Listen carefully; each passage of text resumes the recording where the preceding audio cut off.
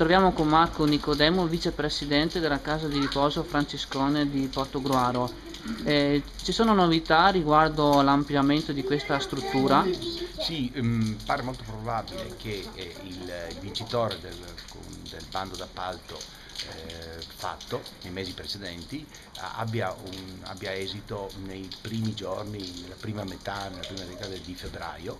Verrà nominata la vincitrice del concorso e dopo poco verrà innalzata la prima gru, una delle poche gru che avremo a Portogruaro, per dare il via alla edificazione del terzo piano della casa di riposo, che andrà ad aumentare anche la possibilità di offerta per il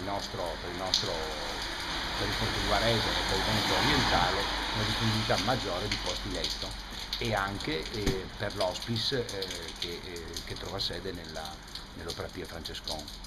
Mhm. E il terzo piano viene costruito sul lato cosiddetto Santo Stefano della Esatto, Banca. esatto, verrà costruito il terzo piano sopra il Santo Stefano, quello che diciamo dà dalla parte di Via Sì, Lisonzo, la parte per più far capire. moderna, diciamo, Sì, dell'intera struttura. buongiorno, una delle ultime costruzioni fatte, che sono state fatte nell'opera Pia Questo Francescone. ampliamento quanti posti porterà in più? 14-15 posti in più.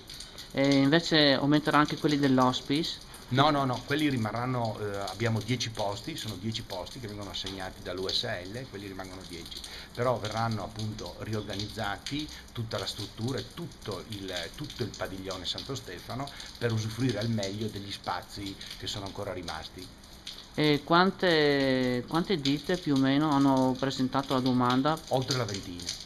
Ok, quindi c'è anche una difficoltà nella scrematura, diciamo, No, non difficoltà delle scanature, c'è complessità. difficoltà nella complessità della richiesta dal punto di vista legale che viene fatto da bando europeo per la partecipazione di queste aziende e quindi da lì dei tempi che richiedono dei tempi un po' più lunghi, insomma. Mhm. Ci sanno anche la durata dei lavori, indicativamente. Sicuramente oltre l'anno, Mhm. 1 o 2 anni, sicuramente, sì.